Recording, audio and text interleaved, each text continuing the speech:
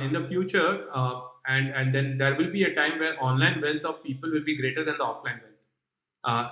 And I'm a strong believer of that. I don't know when, but eventually, your wealth will be online. Today it is not. Hi, everybody, and welcome to our podcast. Today, we have with us a very special guest, Mr. Nischal Shetty. Nischal is the co founder and CEO of WazirX and Crowdfire. WazirX is one of India's leading cryptocurrency exchanges. For his incredible work, he has been featured on the Forbes 30 under 30 list, and he's also known as one of the leading voices on cryptocurrency in India. Nischal, it's absolutely a pleasure to have you here. How are you doing? Hey, thanks for inviting me on the show. Been good, and I think the crypto markets are really hot right now. So it's going good. Welcome to the podcast. And to start off the podcast, we wanted to start with the very basics. You must have answered this a million times by now, but in layman terms, could you explain to our audience what is cryptocurrency? Sure. See, it's a bit like having to answer what the internet is, and that I can describe the internet in several different ways.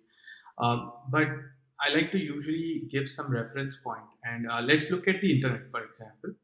What the internet at the core has done is it has sort of broken down the geographic barrier to information.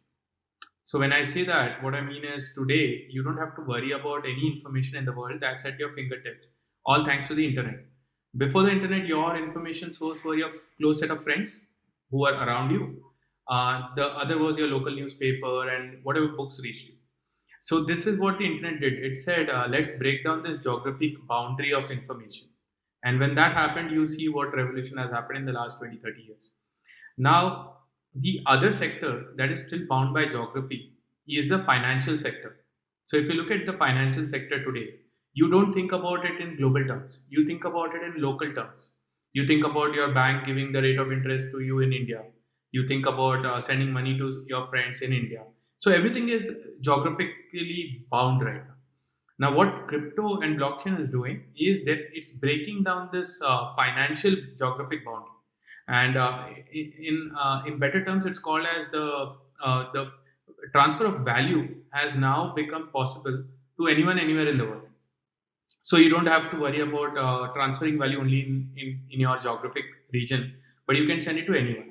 So that was the biggest innovation of crypto and blockchain.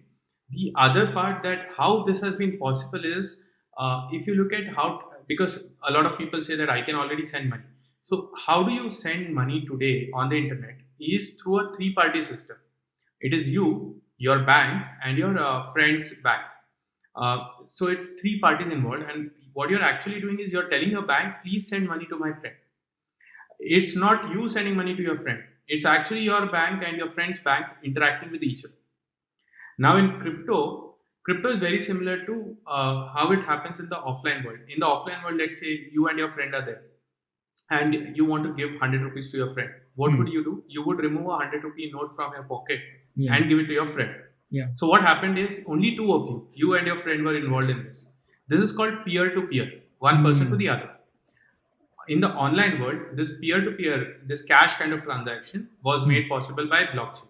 So today, when you send a Bitcoin to your friend, you don't need a bank in between. You don't need a third party. You're actually directly sending that Bitcoin to your friend. Now, so because of this, the geographic barriers have been removed. Because if a third party has to come, then the third party has to adhere to the local geographic rules and regulations. Yeah. But the moment there is no institution involved, you are free to do anything you want over the internet, and that's what blockchain and crypto is all about. We could get deeper into how the technology works if you want to, but this is like the core philosophy to understand that when you send a Bitcoin, you are not sending it through a bank or an intermediary. While you can do that, nobody stops you, but you don't need to do that. You can directly send it to your friend. Okay. And just as a quick refresher, since we touched upon blockchain, could you expand a little bit on what blockchain technology is exactly? Let's in fact let's break down into, so this is all I said, that you can directly send it to another person on the internet.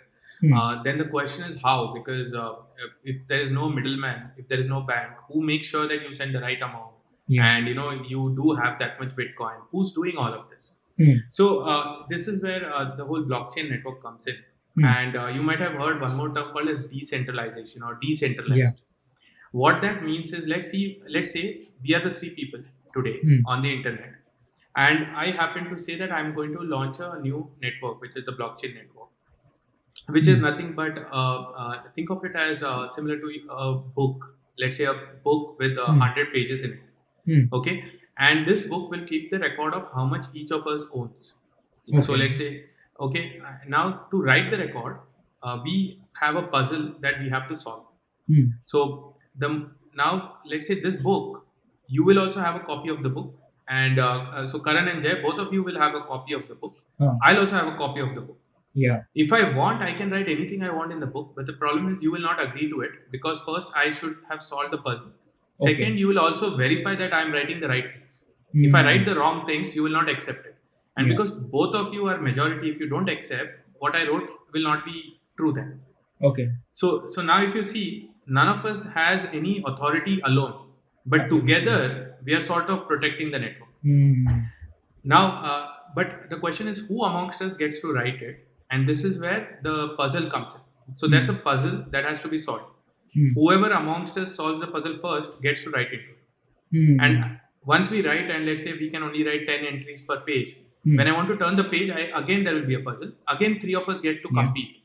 So whoever completes the puzzle first will get to write. And because you completed the puzzle, you will get a reward. Now this whole process is what is mining. So whenever you hear the term Bitcoin mining and all, what happens is you put your machine on the internet, where the machine is actually solving this puzzle, because it's a very complicated puzzle. You cannot humanly sit and solve it. So you need to put your machine. So when I say I have a copy, I mean that I have a machine where there's a software running the blockchain network. You will have a machine with the blockchain network. Karan will have a machine with the blockchain network.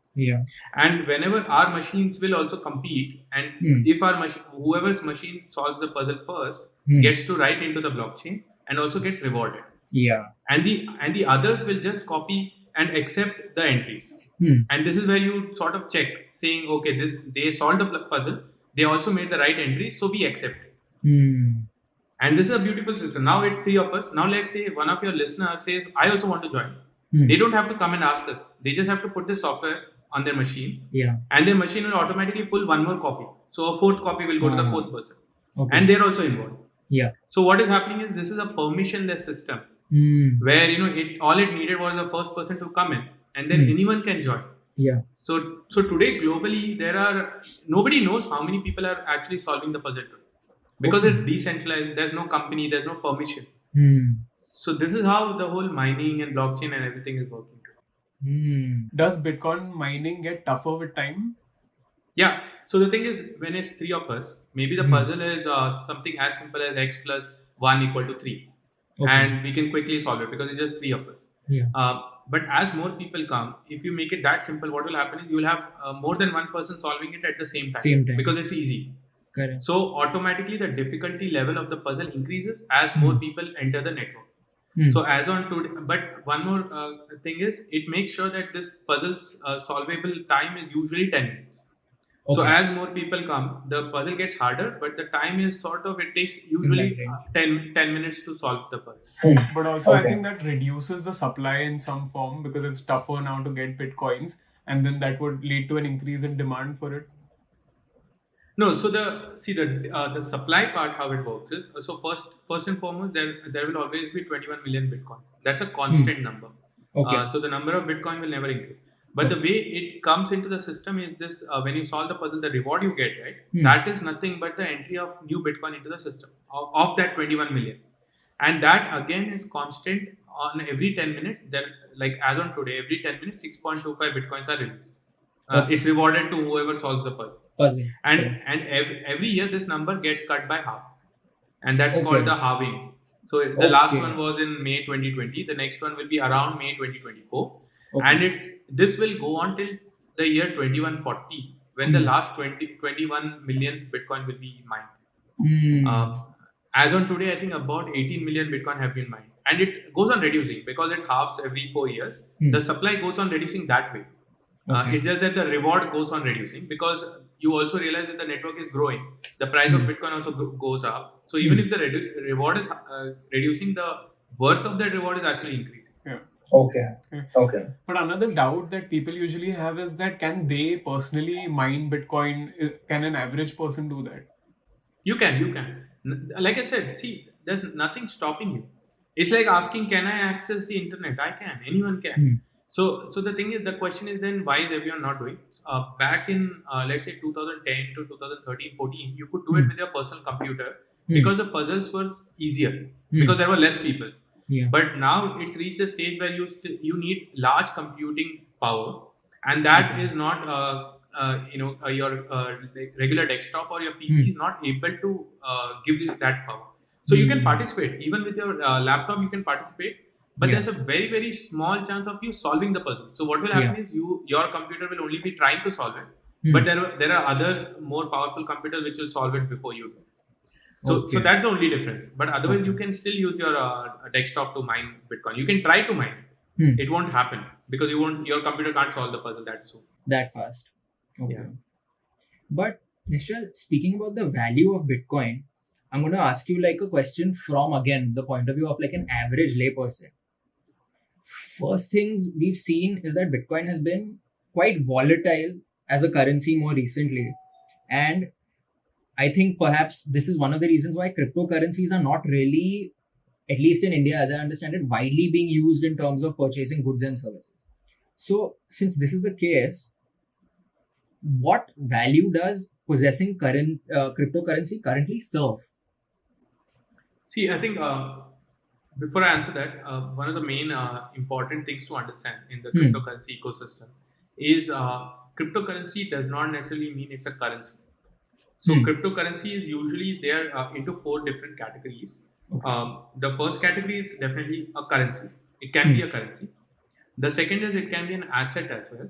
The third, it can be a utility. And the fourth, it can be a security.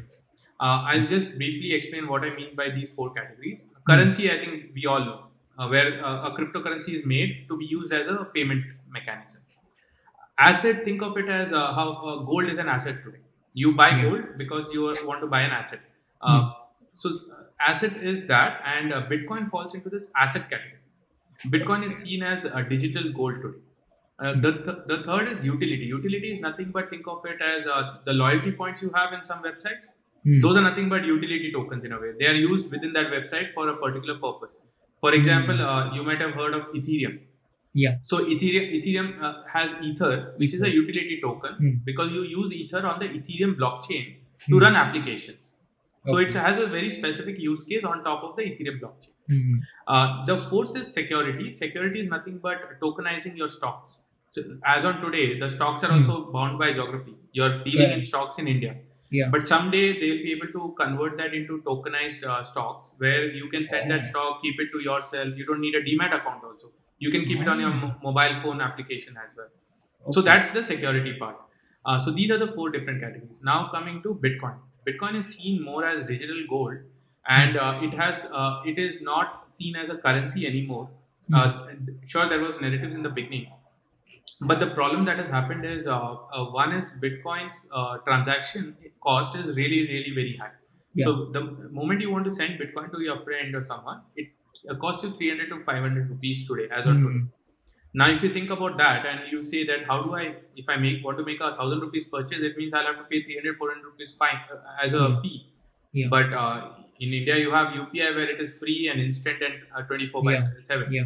So it's not really able to compete as a currency at all. The second is it's also deflationary because the supply is limited.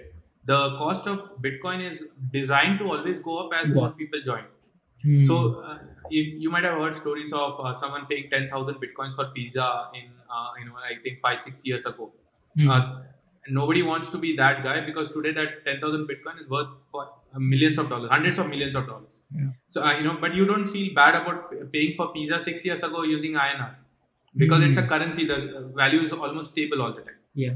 So this is how Bitcoin has now transformed into being seen as a digital gold.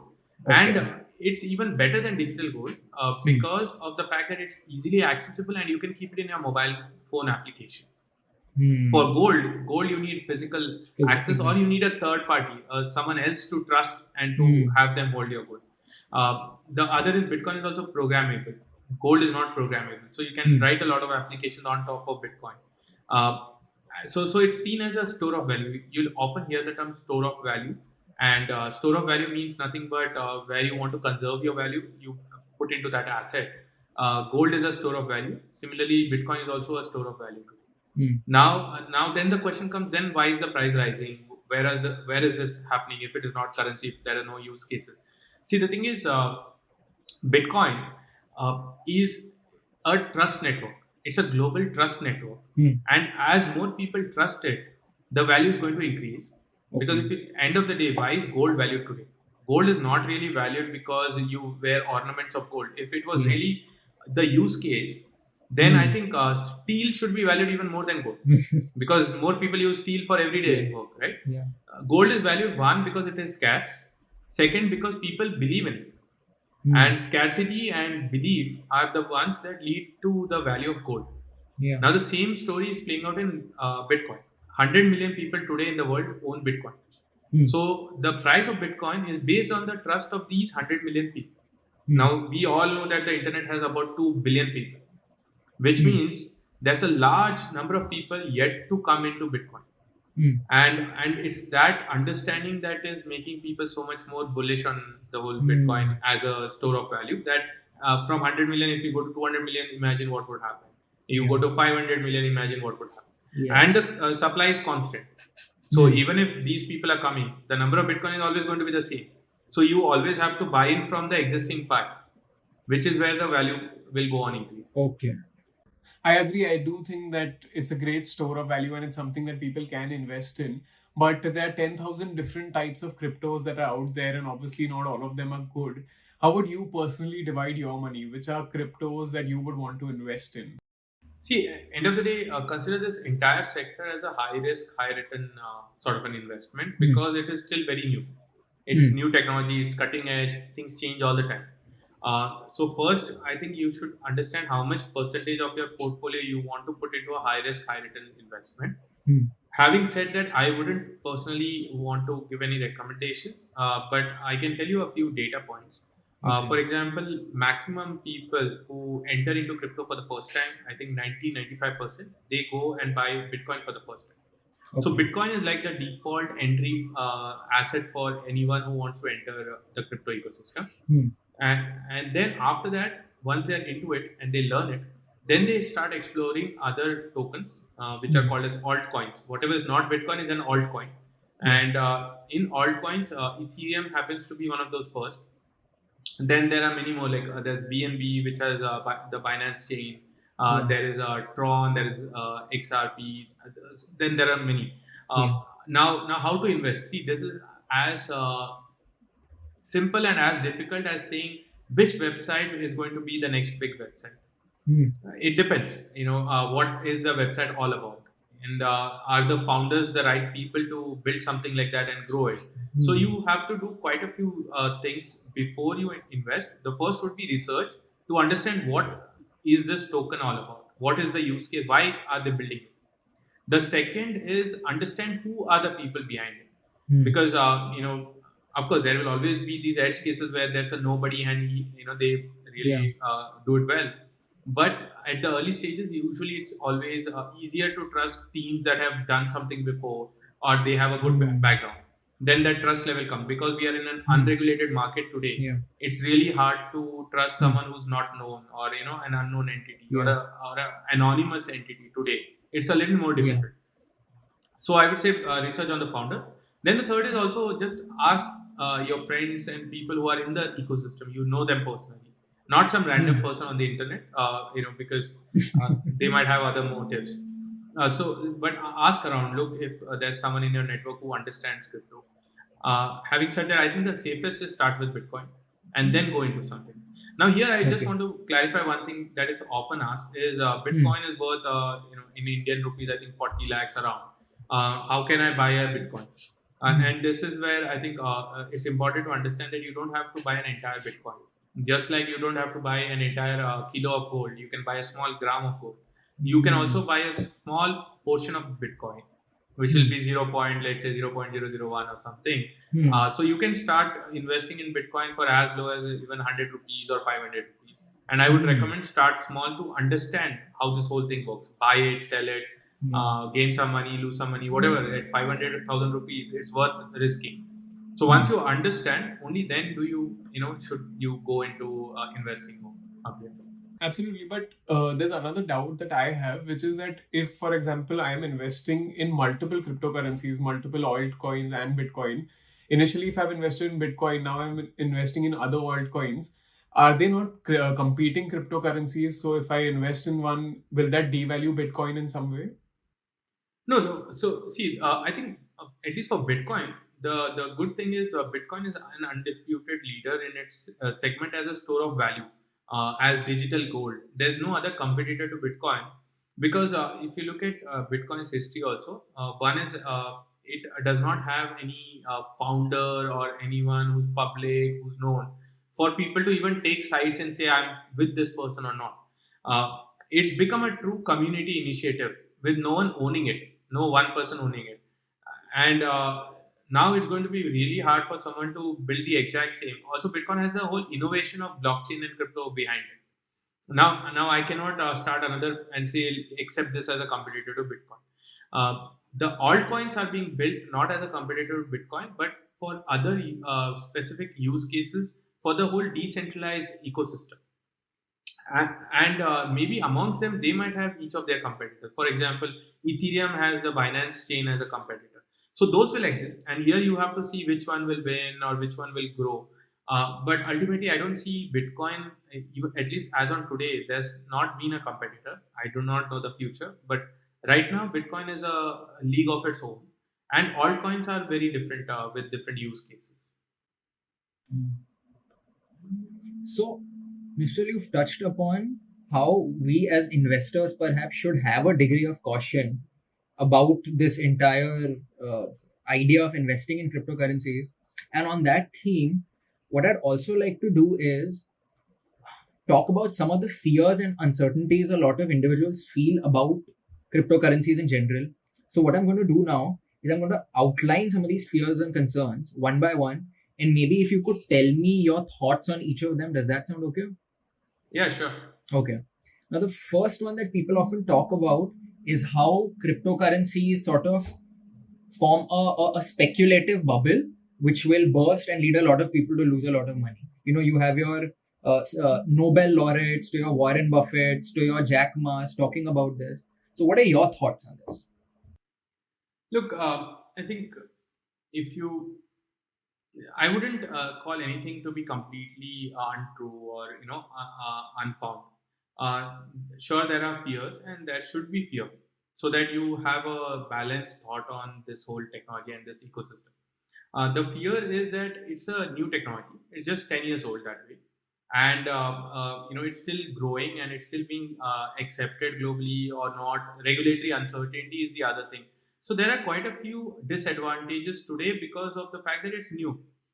Okay, but the other thing to understand, like I said at the beginning of this talk, is the internet grew this much because it just did a simple thing. It made geographic barrier of information. It just disappeared. It just removed it. And financial systems are still bound by geography. And I don't believe that there should be disparity in financial products just because you're in a specific country. Imagine having to leave a country and go somewhere just to get a different kind of a financial product.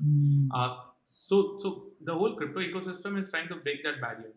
And if you believe in that technology, I personally believe in that technology because it's a benefit.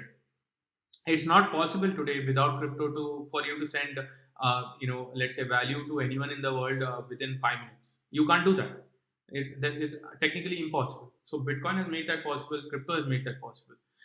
So I believe in the technology. Now the early days of technology. See, when you hear large personalities, I think one difference is there are also popular personalities like the richest man in the world, Elon Musk, talks about crypto.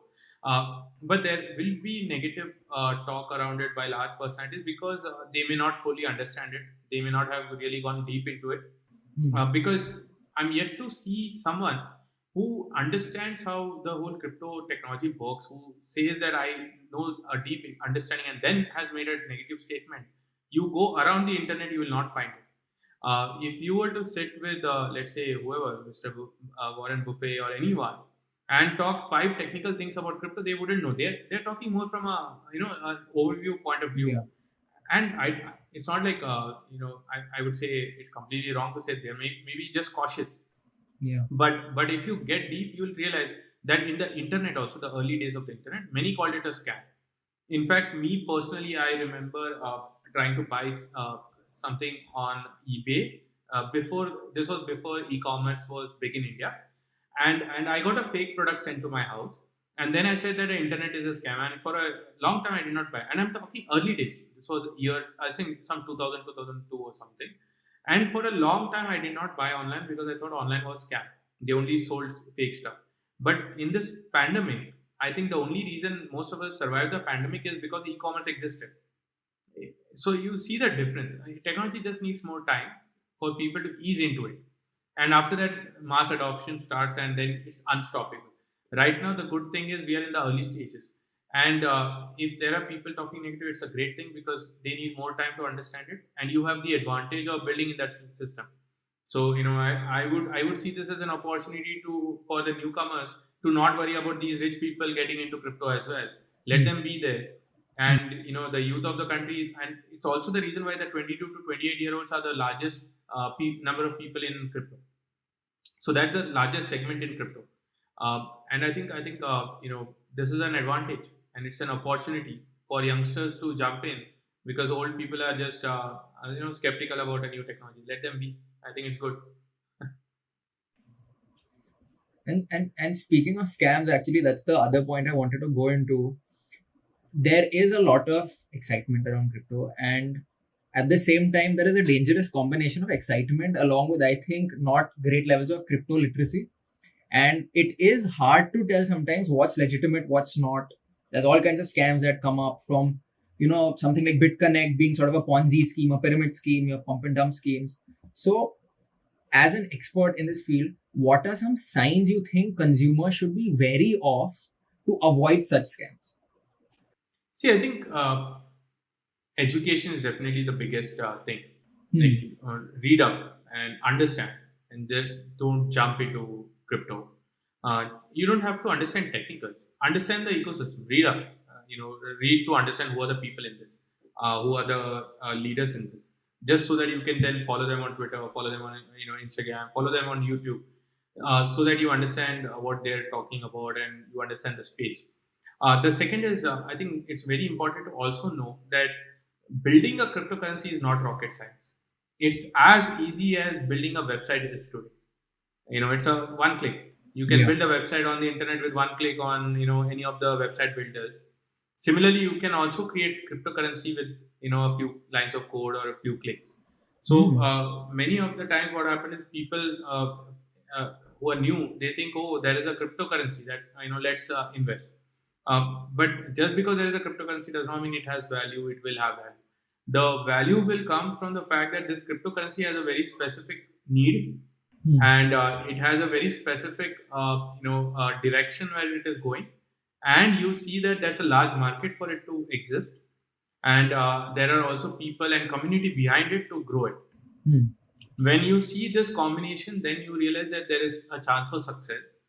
Now, in the case of all these scams that happened, I think mostly in 2017, at least in India, the problem was that the ecosystem was still very immature and new, and people took advantage. Today, if you see, the Indian ecosystem is more mature because, let's say, for example, me personally, I've been tweeting and spreading the information about crypto. So there's an entire ecosystem on Twitter and Instagram and Facebook and YouTube of influencers who, if there is a scam or something, they'll call it out immediately. They'll alert the community. So there's a lot of good community work going on in India, and for a good reason. There's not been such scams in the country right now. That's because everyone's become more aware. So awareness about this ecosystem is very important before you get into it. And to be safe, like I said, Bitcoin and a few of the top tokens on, let's say on WazirX, if you go, you can see what are people trading the most. And once you see that, you will realize that these are probably safe tokens to get into. So go into popular tokens. Don't go into tokens no one has heard of or anything unless you understand them properly. Right. So I think all of us need to educate ourselves before we get into it. Yeah. Another concern that people usually have, that because cryptocurrency, the transactions are anonymous, it can be used for illicit activities, maybe, drugs, even terrorism for that matter. So what is your take on this? Yeah, see, you can't deny it. If you want to use Bitcoin or crypto for illegitimate use cases and criminal activities, there's no way to stop you because it is decentralized. The way to curb this, and see, this is very similar to the internet. Can email be used for, let's say, criminal activities? Sure, people can send emails and plan, something bad. Can chat be used? Yes. Can websites be created for spreading misinformation on the internet, fake news? Yes, it can be. So how do you solve this? Is by first ensuring that there's proper regulation in the country, and you ensure KYCs at the entry and the exit point. What I mean by that is uh, the time when someone has to buy their first crypto, it should be made mandatory for you to have KYCs so that everyone knows who bought this Bitcoin or who bought this crypto. And whenever you want to convert it into cash again, there should again be KYC, and through proper channels only you should be allowed to convert it into cash. Once this is done, let's say if you buy your Bitcoin with money and then you send it for any bad activities, you can always trace it because you know who bought it at the beginning. So the anonymity part can be solved by proper regulation, and this is what countries around the world are doing. There's a reason why countries are not going for a ban, because they know whether they ban or not, illegal activities can continue without a country giving permission, because this is a permissionless, decentralized ecosystem. But by bringing in regulation, what you're doing is you're squeezing out the liquidity from the bad markets, because all the good people are going to go and do KYCs and transact. 98 99% of your population does not want to do bad, so they are all going to go into the right channels. And then what happens is the bad channels do not have the liquidity to buy or sell, and that's the best part, and that's the reason why countries are not banning but regulating it, so that these illegal activities, see, for you to do something bad, you also need on the other end someone to buy that. For you to use, let's say, Bitcoin as a currency in a country, you have to sell it for INR. Now, if you don't have any buyers, you cannot sell it, and that Bitcoin is useless to you. And to do this, you need regulation so that there are no buyers going in illegal activities. They can just come and buy it from the right channels. So that's what is happening globally. Regulation is here to solve these things. But if regulation comes in, doesn't it become centralized in a way? And if KYC is happening, then the anonymity goes away, which is a big advantage of Bitcoin. See, the thing is, so Bitcoin is really not anonymous. It is more like pseudonymous, in the sense you still have a address that belongs to someone. It's just that you wouldn't know the name of the person at all. And except for the point where you are buying, after that you can continue that way, because you can move the Bitcoin out of the centralized exchange to your own personal wallet, and from there you can do whatever you want. The only thing is, the day you do something bad based on that address of yours, it can be traced back and figured out. And this is only for government agencies and all, if there is any criminal activity. Otherwise, you still get to use Bitcoin the way everyone else thinks Bitcoin should be used, which is you get your privacy. When you send Bitcoin, nobody needs to know that you are the one who's sending it. But if something bad happens, then the government also has this whole KYC and everything to look back into. And somewhere you'll have to find this connect, because if you think about it, if you do not build these systems, then it's not just a bad thing for the government, it's also risk for the people also, because then you don't know you're transacting with the right person or not, and you don't want to get into a zone where you send the Bitcoin to someone that you don't know, and they turn out to be something, doing something wrong. So these things help even the customers, which is why our user are also very happy doing KYC, because then they can freely transact with anyone. without having to worry about who the other person is. So in a way, then regulations are good for the consumer. Yeah, it's good for the consumer. It's also good for decentralization, because then anyone can jump in without fear. See, today, because it's unregulated, there is still some fear that what happens if I buy it and I send it to someone. Then what happens if there is something wrong happening? What do I do? So once regulation comes in, it will make people more, I would say, confident, and also bring them a lot of safety net for them to not worry about these bad things. See, most people want privacy for sure, Yeah. and privacy you will get. But the whole anonymous thing is damn dangerous when you deal with money. You don't want to receive money from an anonymous person. It's bad, because if that money was dirty money, you're in trouble. Yeah. So when it comes to money, you always need to know who is sending you money and who are you sending to. Also, recently, our finance minister said in an interview that they are going to take a very calibrated decision pertaining to cryptocurrency in India. What are your expectations from the Indian government? What would be an ideal scenario according to you? See, the ideal scenario is India ensuring that the two major use cases, which is asset and utility, that should be promoted. And I think the currency use case, maybe the government is not comfortable. Then maybe government can put restriction, because the government wants to make sure that INR is the only currency in India. Yeah. And I agree with that, because we should not allow for any random currency to be used in our country. We have our own country's currency. But the asset and the utility use cases should definitely be regulated, so that people can build on top of it, and people can invest in it, be involved in it. Because this is clearly one of the best investments of this decade, and Indians should not lose an opportunity.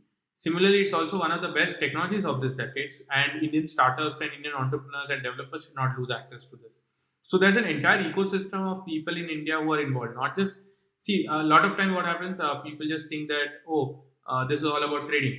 It's not only about trading. There are also software developers. There are YouTubers, bloggers. There are news publications. There are educators. There are so many people in this ecosystem who form the crypto ecosystem, and regulations which promote this whole ecosystem will help India also, because we can bring in a lot of value into the economy. Yeah. If you look at the market size of crypto in the world, it's about a $1.7 trillion market. Yeah. So if we capture even 10% of that crypto market, that's $170 billion economy that is set up in our country. And that's a huge number. And it will give employment to tens of thousands of people, and in fact, millions of people, because I see day trading as an employment. It's a full-time job. I see YouTube, Instagram, that's an employment. It doesn't mean you always have to work for some company to be employed. Yeah. Even creators are employees, their own employees. Maybe they employ themselves. So that's a large, I would say, opportunity for India to have job creation, massive job creation in the sector. And I think government understands that.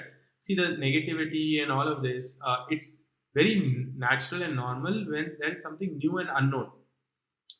Think about this. Even electric cars have had negativity in the beginning. Yeah. So the Elon Musk that we so fondly talk about had to face so much of issues from people when he was building the electric car. And only now today, everyone wants to say, "Oh, Elon Musk is a visionary." But in the initial days, nobody wanted to trust electric cars. Yeah. So if you think about it, that's what is happening here. And eventually, I think everyone understands, and they'll get into the right direction. Yeah. But coming to the Indian cryptocurrency market, around 10 million Indians hold assets worth over $1.4 billion in India. So a ban would have a huge impact on these investors. Could you highlight some key factors for our audience as to why India should not ban cryptocurrency?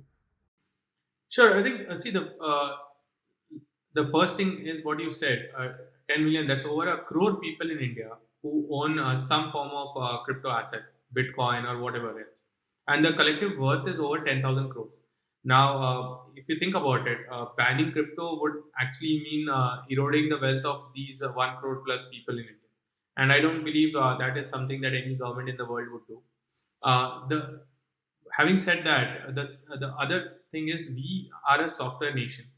Our last 10, 20 years of success has been where software has played a large part.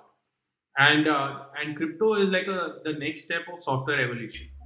So, as a country, if we have seen that software has helped us grow this much, why would we stay away from the next big leap in software, which is crypto? I think that's the other thing, that our economy will grow tremendously because of this whole large market cap of crypto. If we get involved, and if we are sitting on the sideline, the thing is, other countries are not going to wait for us, because US, UK, Japan, Singapore, all of these top nations, they've already started regulating and started encouraging companies in their country to get into crypto. In fact, in the US, crypto companies are going to IPO. So see the disparity. There are large crypto companies going for IPO in the US. Here we are still talking about whether to ban or not. So I think we need to, as a nation, move ahead faster, because we are in a perpetual, I would say, competition with the rest of the world when it comes to growth of economy and everything. And we cannot be deciding whether we should ban or not ban. We should decide how do we promote this so that our companies in India beat the US and EU companies. And I think this is the one of the major reasons. And at a time like this, when there are job losses, you have an industry which is a sunrise sector. It's growing and it's employing more people every month. So promote it so that you get more employment in the country as well. So net, there will always be negatives, but I think the positives far outweigh the negatives, and the negatives can be controlled. That's the beauty. It's not like it's beyond control. You bring in the right regulations, the right KYC and AML policies. You can curb a lot of these illegal and bad activities that are supposedly happening and being spoken about. But there's nothing that cannot be regulated and solved in crypto. Because if regulation can't solve it, definitely a ban or anything can't solve it at all, because crypto technology is unbannable. The thing is, it's not like you're saying let's ban it and it will solve the problem. It will not solve the problem, because banning only causes issues to the people who are genuinely interested and legitimately doing business. A ban will only stop the good businesses in India. The bad people are still going to do the same thing. They are not going to stop because there is a ban. Absolutely. Yeah. So I mean, I'm hearing you, Mr. What you're saying is basically, as opposed to the debate revolving around do we have it, do we ban it, our conversation should be more around, okay, how can we introduce this in a manner that is safe, that is smart.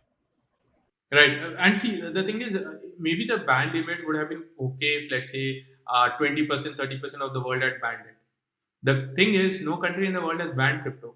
Then why are we in that discussion? Say we should be in, why are the others not banned? The question is, why is any other country not banning? Yeah. And that's a very important question to ask, especially US.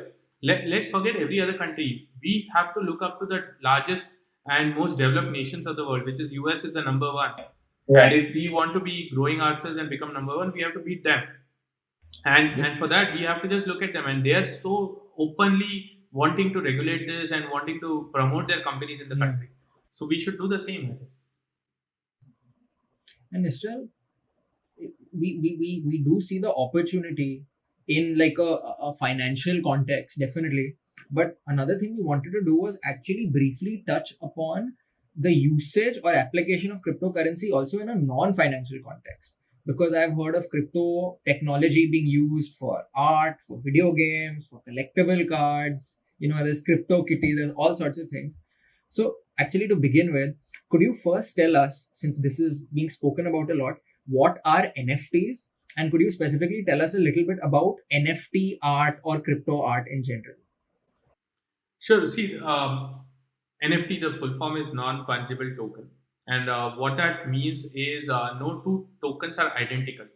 For example, let's say you have one Bitcoin, I have one Bitcoin. And we were to exchange our Bitcoins, we would still be holding one Bitcoin each. Nothing changes.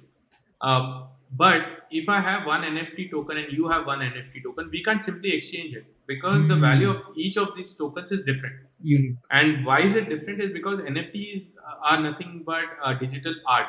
And art in the real world, for example, if I have a painting, you have a painting, those are two different paintings. And both of them will have their own value. So NFTs are nothing but digital art, and their value is in themselves. If that one piece of art is amazing and people value it differently, it's fine. It's worth X amount. And some other piece of art is maybe less popular, less valuable. It is worth Y amount. And so that's what NFTs are. Now the innovation of NFT is that for the first time in the history of the internet, Yeah. digital ownership is possible. And when I say Okay. that, what I mean is the last time you downloaded, let's say, an image or wallpaper or something, Hmm. uh, that's just a copy that you get, and you pay Yeah. that $5, $10, whatever you paid for a wallpaper is nothing Yeah. but an access to a copy. But That's true. now with NFTs, you can have the original, the main image that Hmm. is owned by you. After that, it's Okay. on you to maybe sell it or use it the way you want. Okay. But think about it, on the entire internet, Hmm. you are the only person of those 2 billion internet users who owns that digital copy, that digital Yeah. image. It's not a copy at all. It's Yeah. the original. You own that original digital image, and you can Okay. proudly say that I'm the owner of this. And that Okay. ownership, you have to actually buy an NFT to feel it, because we are not used to it. We've never experienced it. Hmm.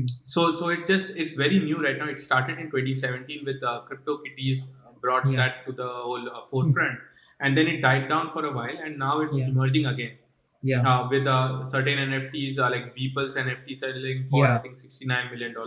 Yeah. These are again I think offshoots, but in general the idea is that anyone can create who can create digital art has Hmm. the ability today to sell it to someone Hmm. as an original. So instead of let's say creating digital art and trying to sell it for 50 rupees each to 10,000 people, Yeah. maybe find one admirer of your art and sell it for maybe 10,000 rupees or 20,000 rupees to that person. Hmm. So for the artist also it's good because the artist does not have to find 10,000, 20,000 people to buy it. They just have to Hmm. find one or two, One. who is interested. And Yeah. then whoever buys it, it's upon them. They can keep it for themselves. They Yeah. can redistribute it and make more money out of it. That all depends. And the way this works is this is all on the blockchain. So again, when you have the NFT in your wallet, it's not like it's with some third party. It's with Yeah. you only. And the moment you want It's to with sell it, us. you can send Yeah. it over to someone else, Yeah. and then you don't have it. That person has it. So you've sold it successfully. So that's what Hmm. NFTs are all about. It'll take some time before it comes Okay. to like Okay. mainstream. In fact, it was very fascinating because there's a YouTuber called Logan Paul who recently sold his digital art for $5 million. It was just Pokemon cards with his image on it. But Yeah. yeah, I think it's a new avenue for artists. Coming to our next question, what can be the applications of blockchain technology other than cryptocurrency that would have a positive impact globally? Maybe it can be used for voting or maybe to create a decentralized social network like YouTube, Instagram, or something. So I think one of the part in the question that you asked was like a decentralized Uber or a decentralized Airbnb or something. Yeah. How I see this is sure those are possible, but I don't think that is something that the world wants today so much. There might be a bit of a discontent in these services, but they're okay. What the world wants is things that are not possible today in the traditional sector. uh, so instead of blockchain replacing existing systems, I see blockchain adding and bringing in new systems and new ways of doing things for people. And what I mean by that is, let's take the simple example of lending as an option. If you Hmm. want to lend, let's say in your country, your lending rates are very different. But on the blockchain, you can do lending, and you have a unified rate for everyone in the world, and that rate Yeah. is sort of really high today.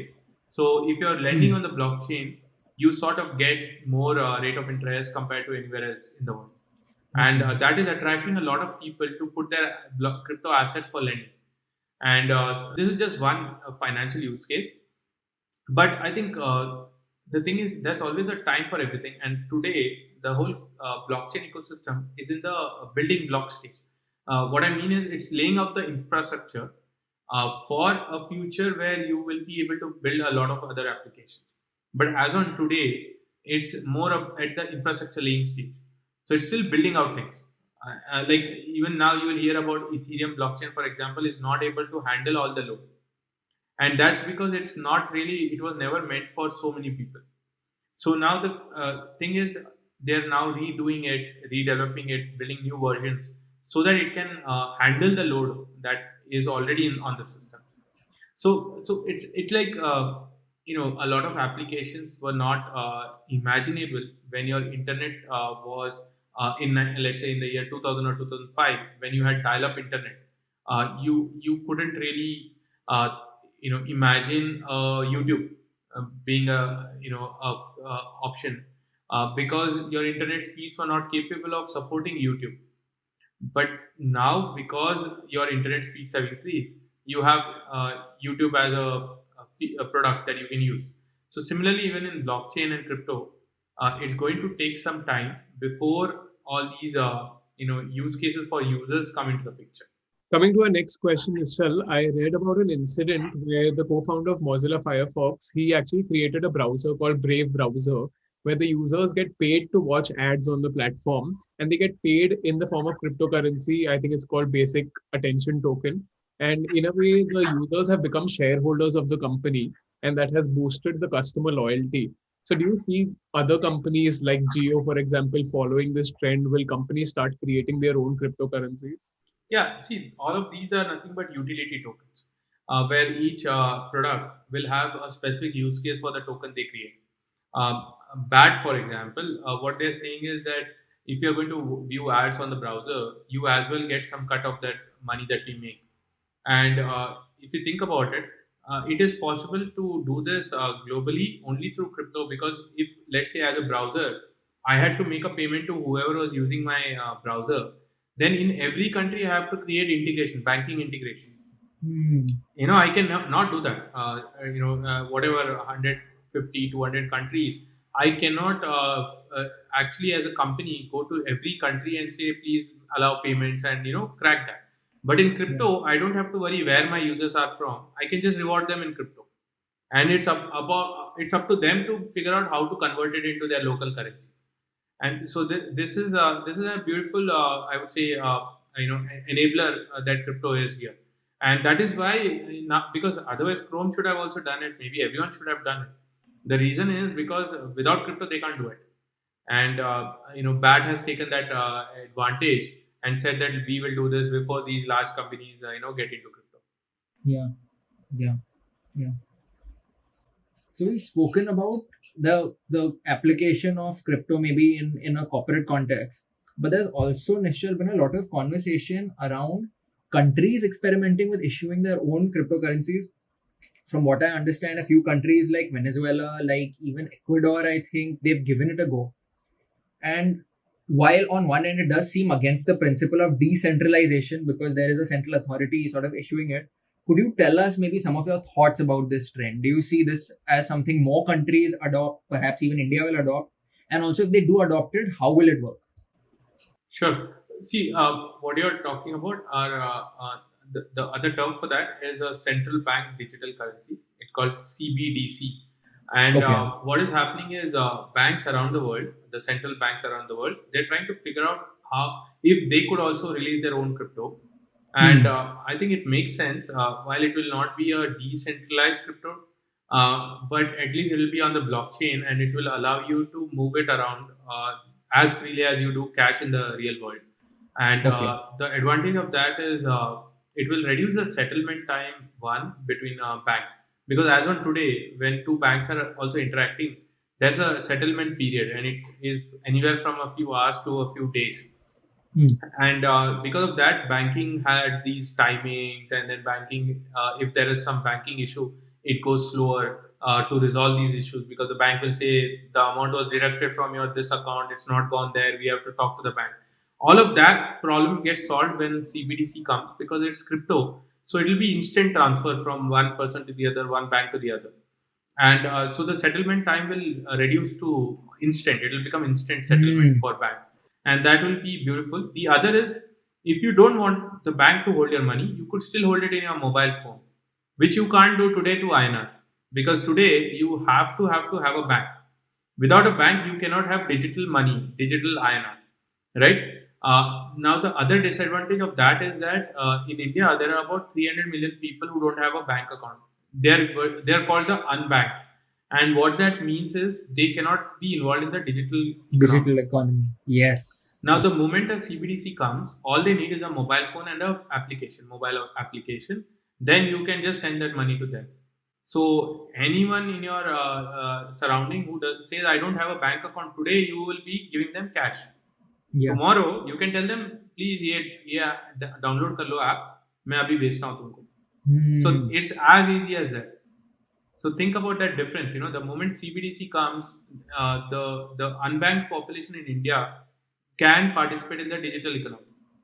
Yeah. Impossible otherwise. Because banking infrastructure takes a lot of time. You need to have banks in every city, every village in India. It's going to take a long time. It's not happened in the last 50 years. So it's going to take a long time. Now, for the next question, Nischal, when we talk about a new technology coming and radically and fundamentally changing the way life is, we already have a very recent example, which is the internet. We've seen, from the struggle of dial-up internet, if at that time we were told that, we'll be having HD video conversations and playing online games and social media platforms and all, nobody would have believed it.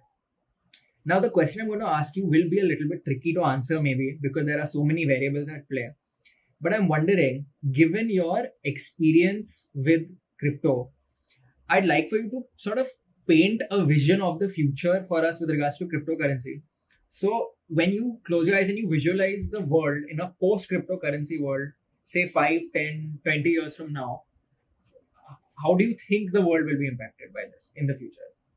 See, I think, there are various sectors that will be impacted. And I won't be able to touch all of them, but let's first the whole financial sector, for example. There'll be a day when let's say you and me now suddenly want to have a transaction. All we need is a wallet and just send it to each other. And the transaction is done. And this will be true for any global transaction, because global transactions today are very, very expensive and time consuming. It takes more than 1 day, 2 days, 3 days to send money to someone. So international cross-border transactions that exist, they'll be instant and they'll be hassle-free for people. And the second is the whole interest rates. Like in India, if you want to have a car loan or a home loan, it costs you 10%. In let's say US, it might cost you 2 or 3%. And in some parts of EU, you have to pay money to keep money in the bank. So you don't even earn interest; you have to give. So there's definite disparity in different parts of the world. What will happen is we'll have global interest rates, which will be the same everywhere. So everyone everywhere will have access to capital, because today there's a disparity. The rich people and the rich nation has a lot more money, and the developing and underdeveloped nations have less money, less capital. So this bridge, there is a divide, and there is this bridge which is crypto, which will make sure that the interest rates globally will come on par. So no one will have to worry about the country where they are to get access to new capital, and that in turn will lead to a lot of, I would say, innovation and entrepreneurial activities in developing nations. So this will uplift the economy, the global economy, to a large extent, because the moment capital comes in to any country, the countries can progress rapidly, and that will happen thanks to crypto.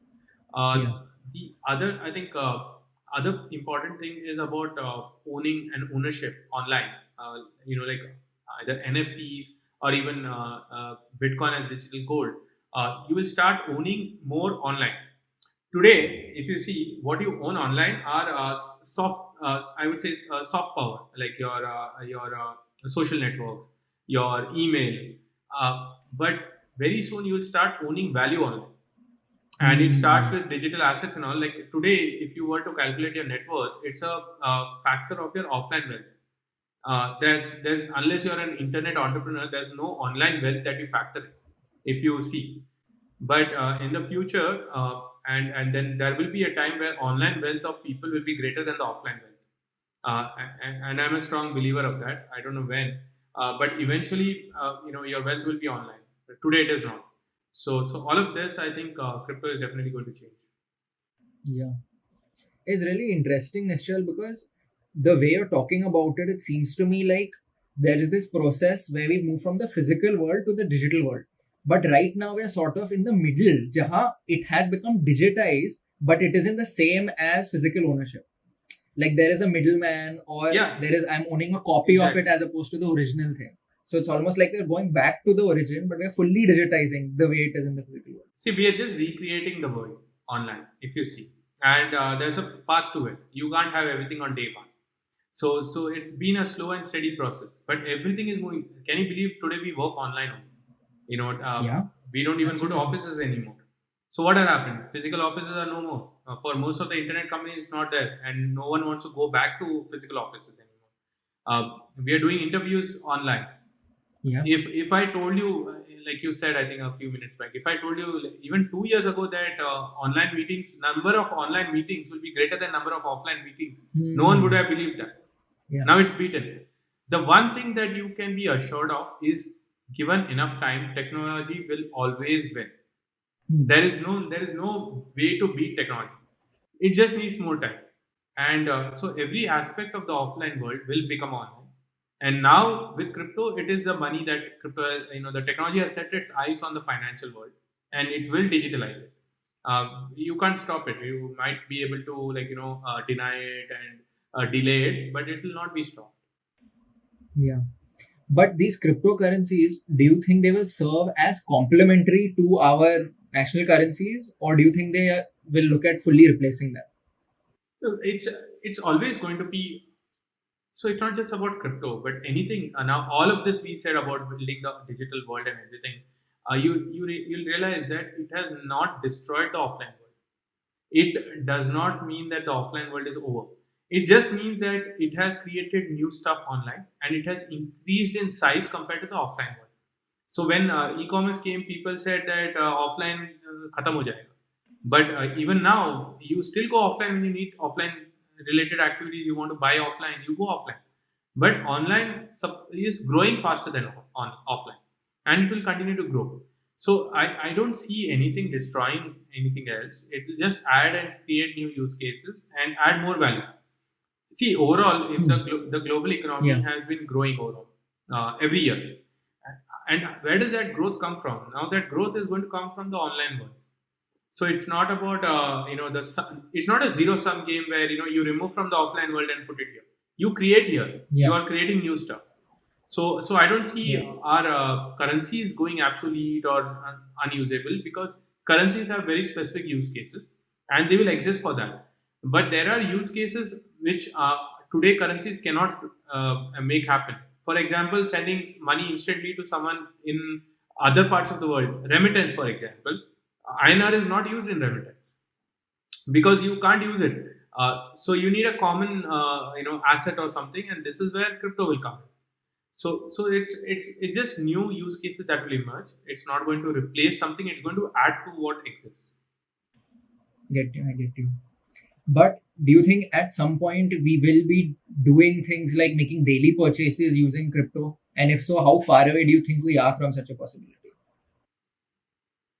I think we'll definitely have a day when everyday purchases will happen with crypto. But I believe in at least in India, it will be the digital INR, like the CBDC, which will be the digital INR that we will use.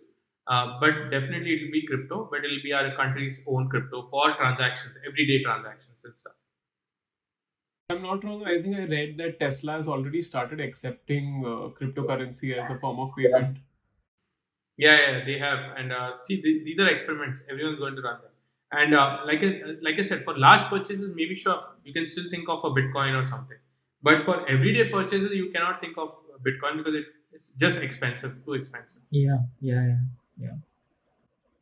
And actually, like Tesla has been in the news, of course. But speaking about the news, uh, we touched upon this earlier, but Bitcoin specifically has been incredibly volatile, especially in the last couple of months. And now, more recently in 2021, we're seeing sort of a boom of sorts. So my question to you is, what are the underlying causes for this boom that has taken place? See, the last 12 months have played out really well for crypto in a number of ways. The first was the whole, also India. Let's take the India example. On 4th of March 2020, the Supreme Court squashed the RBI ban on, banking ban on crypto. And that led to a lot of people entering the crypto ecosystem. Then about, I think 20 days after that, 24th of March or something, we went into a lockdown as a nation. Now, when we went into a lockdown, what happened is people had more time on their hands to be online. And what you do with more time is you have curiosity, you want to figure out and learn new things. and crypto happens to be one of those things that people want to learn. Because if I tell someone about gold, they're not going to go and research. They know about gold. If I tell about Bitcoin, they're going to go and see what is Bitcoin, what is happening, because there's something new. There's a curiosity level just goes up. Yeah. So the pandemic saw a lot of people in India researching and learning about crypto, and that brought in a lot more people. And I think this is true for the global population, because there were lockdowns all around the world. After that, what happened is there these institutional players started getting into crypto. For example, PayPal started offering crypto to the 200 million plus users in the US. They have Square started offering crypto. Then your MicroStrategy, which is a large investor into crypto, they invested billions of dollars. Then Elon Musk Yeah. and a lot of other celebrities started tweeting about crypto. Then Tesla bought Bitcoin. So Yeah. all of this again raised the investor confidence in crypto, because institutional players, when they enter, there's a lot more confidence, because they have research teams who will learn and do it, compared to just retail investors, getting in on their own. So when they saw their celebrities are entering, large companies they admire are entering, a lot more people started getting. So all of this has, and also in between, on May 2020, there was this Bitcoin halving. So the number of new Bitcoin being released, Yeah. that got cut into half. So all of these factors somehow happened in a span of the last 12 months, and that has given to this meteoric rise in the price of Bitcoin. I think definitely, I think Bitcoin and cryptocurrency is here to stay, and I think it's only going to grow. And on that note, we end today's podcast. Thank you so much, Nischal, for being so generous with your time. We really enjoyed talking to you, learning from you, and we wish you all the best for all your future projects. Would you like to say any parting words? I mean, thanks a lot for inviting me on the show. And there are quite a few things I can say, but I think I would like to say that when you encounter a new technology, the thing is, uh, because it is so new and misunderstood, you tend to be afraid about it. The best way forward is always to read up. And at first, it might be a little overwhelming, and it was to me also when I wanted to understand crypto. But remember this: there was a time, I think this was in 1999, when I paid around 600, 700 rupees, and it was a 1 week course, and the course was to learn the internet. It was to learn how to use the internet. And today, nobody has to learn the internet; it's just natural. Yeah. So we've come a long way in that, and crypto also will be that in the future. So today, maybe you are early adopters and you'll have to put some effort, but the future generation, crypto will be the most natural thing for them. So yeah, I think get in, and it's a once in a lifetime opportunity to be part of something so futuristic and so path breaking. We don't usually get, like, a lot of us miss the internet revolution as early adopters. We were all coming in later. But I think here we have the chance to be like the first mover. So maybe 5, 10 years down the line, maybe your people younger to you will ask you how the early days of crypto were, and you will have a story to say. Yeah, absolutely. I think it's a big opportunity for all of us. And to our viewers, thank you so much for watching. Drop in the comment section what are some key insights for you from this interview. If you enjoyed the video, drop a like, share this with your friends and family. And if you'd like to see more such podcasts, then subscribe to the channel and hit the bell icon. See you all next time. Bye. Bye.